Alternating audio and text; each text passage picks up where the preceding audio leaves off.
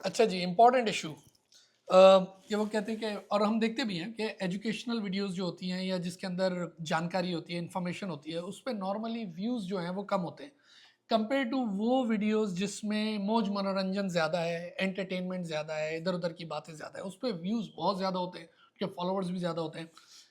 क्या सोचते हैं आप इस बारे में?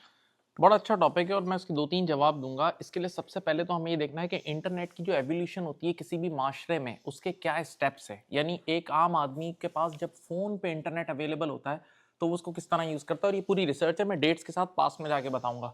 देखिए, पहला स्टेप होता है क्यूरियोसिटी, क्योंकि हिस्टोरिकली आपके घर में टीवी होता था, टीवी सेंटर में पड़ा हुआ है, सब देख रहे हैं उसको, तो यानी आपके पास कोई प्राइवेट चीज़ नहीं होती थी। तो जब 2014 या 2013 में पाकिस्तान को 3G, 4G लाइसेंस जो भी मिला, तो उसके बाद आम आदमी के हाथ में फ़ोन आया तो वो क्यूरियस हुआ, उसने कहा यार इसके अंदर ऐसी कौन सी चीज़ें अवेलेबल हैं। तो कितने लोग उसमें पॉर्न पे लग गए और इस तरह की फजूलियात चीज़ों में लग गए, और ये इसकी इसकी हिस्ट्री दुनिया से भी साबित है, दूसरे कंट्रीज़ में भी ऐसा ही है। तो पहले 1 डेढ़ साल का जो अमल है ना, वो क्यूरियोसिटी में, इन फजूलियात में लगता है। अब थोड़ा-सा मैच्योरिटी, हल्की सी मैच्योरिटी आती है और दिल भर जाता है, वो law of diminishing margin utility भी। अच्छा, यहाँ ये कोई ना समझे कि हम पॉर्न को वो कर रहे हैं वैलिडेट कि यार ये अच्छी चीज़ है। ये डेटा बता रहा है कि लोग करते हैं, हम उसको सपोर्ट नहीं करते। बहरहाल, अब सेकंड स्टेप क्या होता है, जब एक चीज से दिल भर गया ना, तो अब आती है एंटरटेनमेंट लेवल। उस पे इंसान 3 4 साल 5 साल लगाता है, जैसे हमारे यहाँ पी फॉर पकाओ और इस तरह की एंटरटेनमेंट और ये जो रोस्टिंग और ये सब चीजें वो देखता है, उससे खुश होता है। और वैसे एंटरटेनमेंट वाली चीज पे व्यूज इसलिए भी आते हैं, कहते हैं कि आप जब एंटरटेनमेंट की चीजें देखते हैं तो आपके माइंड से वो एक केमिकल कुछ रिलीज होता है, डोपामाइन के टाइप का, तो उस वजह से भी उसके व्यूज ज्यादा होते हैं। ये एक रियलिटी है। अब 4 5 साल बाद जब इंटरटेनमेंट का लेवल गुजरा ना, तो अब एक और लेवल शुरू होता है जिसको हम कहते हैं इंफोटेनमेंट, यानी इंफॉर्मेशन विद इंटरटेनमेंट, जिस पर मैंने भी कई बार बहुत वीडियोस बनाई हैं कि अकाउंटिंग के कॉन्सेप्ट इस तरह दो, जैसे मैंने ईडी और उस पे चीजों पे वीडियोस बनाई थी। अकाउंटिंग के कॉन्सेप्ट इस तरह दो कि उसके अंदर एक जोक हो, या इकोनॉमिक का कॉन्सेप्ट इस तरह दो कि उसमें कोई जोक हो, स्टॉक मार्केट का कॉन्सेप्ट इस तरह दो कि उसके अंदर कोई जोक हो। कोई जोक हो, पोइट्री हो, हाँ। कोई ऐसी वर्डिंग हो, ऐसा कलर ऑफ द लेक्चर जिसको कहते हैं। हाँ, तो फिर इंफोटेनमेंट चलता है और फिर एंड में फिर वो हार्ड कोर जो बोरिंग किस्म के पॉडकास्ट होते हैं जिसमें प्योर एजुकेशन होती है, वो चलता है। तो ये इसके पूरे स्टेजेस हैं। अब ये स्टेजेस डिफरेंट कंट्रीज ने, यानी यूएस में भी ये स्टेज चला है। इंडिया में 2008 में गालिबन ये 3G 4G आया था। तो उस वक्त इंडिया इंडिया वो गूगल पे नजर आता था कि इंडिया में सबसे ज्यादा पॉर्न देखी जा रही है। तो पाकिस्तानी और दूसरे लोग तनकीद करते थे, यार ये देखो ये पॉर्न देखने वाला नेशन है, जबकि वो एक साइकिल से गुजर रहा था। फिर 2014 में पाकिस्तान में वो 3G 4G लाइसेंस आया, तो यहाँ सबसे ज्यादा पॉर्न देखने वाला नेशन बन गया। तो वो एक इर्तिकाई अमल है, यानी वो एक प्रोसेस है।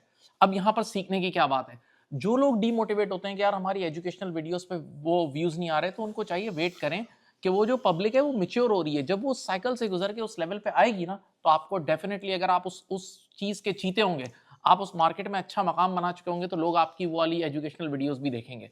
अच्छा, यहाँ पर एक और बात भी मैं सुभान भाई को बोलूंगा और ये भी एग्री करेंगे कि भाई एक बड़ा एजुकेशनल चैनल पे जो फॉलोअर्स होते हैं वो उसमें, और एक वो बेकार एंटरटेनमेंट वाला फॉलोअर, यानी जो, क्या मैं वर्ड भी यूज नहीं कर सकता, उसमें जमीन आसमान का फर्क हाँ, है। यानी जिसको हम कहेंगे कि क्वालिटी ऑफ फॉलोअर्स, वो बड़ा मैटर करता है। वो क्वालिटी तो हर चीज़ में ही मैटर करती है ना। इसकी एक छोटी सी मिसाल ये है कि अगर आप एक घर है और एक घर के अंदर जो सेठ है, यानी वो करोड़पति, अरबपति, मिलियनियर, बिलियनियर सेठ है, तो उसके घर में एम्प्लॉयज़ भी 20 25 तो होंगे, 25 एम्प्लॉयज़ हैं, और उसकी फैक्ट्री में 2 3 हज़ार एम्प्लॉयज़ हैं। अब आप ज़रा सोचें कि एक यूट्यूबर ऐसा है जिसके फॉलोअर वो 3 हज़ार एम्प्लॉयज़ हैं, यानी वो ऐसी वीडियोस बनाता है कि वो 3 हज़ार एम्प्लॉयज़ देखते रहते हैं और खुश होते हैं, तो यकीनन उसके व्यूज़ भी ज़्यादा होंगे, उसके फॉलोअर्स भी 3 हज़ार होंगे, उसके सारे वर्कर।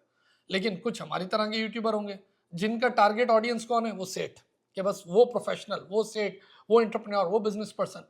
लेकिन वो अब कहने को एक है, लेकिन वो इन 3 हज़ार नहीं, वो इन कई लाखों पे भारी है।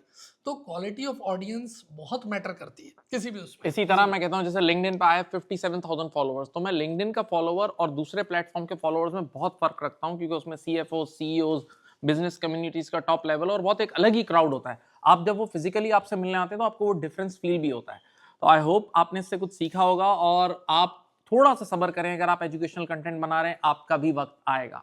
और ये भी है कि देखें, हर ऑडियंस के लिए हर वीडियो है भी नहीं ना, उसको समझ भी तो नहीं आएगी। अब अगर हम आईएफआरएस की बात करें, इकोनॉमिक्स की बात कर रहे हैं, और अगर इधर कोई कस्टमर पॉलिसीज, इन सारी चीज़ों की बात कर रहे हैं, तो उसका मेरा ख्याल है एक उस तबके से वो ताल्लुक भी नहीं है। सब है, ह्यूमन तो सब है भाई, लेकिन अब इंटेलेक्चुअल लेवल और उसका भी फ़र्क है ना, उसकी इंटरेस्ट का फ़र्क है, बहुत सारी चीज़ें। और अगर इंटरेस्ट हो भी तो इंटेलेक्चुअल लेवल का फ़र्क है, उसको एब्जॉर्ब करने का फ़र्क है, वो कितना उसको एब्जॉर्ब करेंगे। चलिए, अपना बहुत सारा ख्याल रखें। You have great day now. Thank you. Thank you. सही बोला। बहुत अच्छी वीडियो थी ये, बहुत काम की वीडियो थी ये।